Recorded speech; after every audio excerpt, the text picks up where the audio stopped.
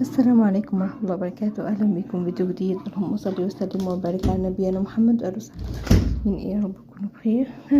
هنعمل وصفة بسيطة وخفيفة.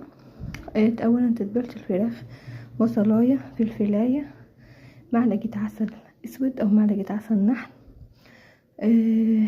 شوية كزبرة، شوية 2 ورق لورا، وملح وفلفل، اي 7 بهارات، واي بهارات عندك توم بودرة، بصل بودرة تحطي. تمام.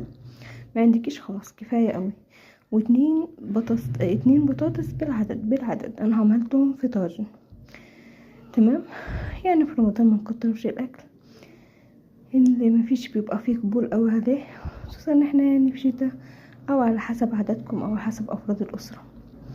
بس قطعتهم. عملت البصل حلقات، فلفل اسود وملح وكده. بس حطيت عليه بعد تتبيله الفراخ دي، حطيت عليه شويه باربيكيو.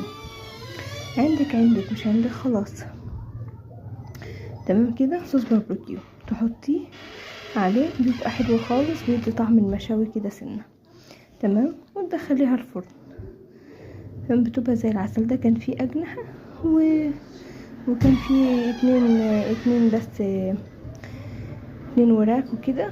يعني اللي عندك المقدرتك اعمليه. تمام كده. على حسب ما تقسم الشهرية بتاعتك، على حسب ما تقسمي اي حاجة. رمضان كريم عليكم وعلينا يا رب العالمين. اي حاجة واي واحد بيتقضي بيه، اهم حاجة العبادة والفوز. يا رب بعدكم من النيران، ويغفر لنا ما تقدم من ذنبنا وما تأخر. منضايقناش على نفسنا، اللي ما جبناهوش السنة دي نجيبه السنة الجاية، وربنا كريم، ويعني وربنا هيدينا فوق ما احنا عايزين كمان. تمام. دخلتها الشواية وخدت لون تحفة. دي بطاطس بيضة، او ممكن تحط عليها شوية طماطم وبطاطس حمرا عادي خالص. لكم في رعاية الله وأمن.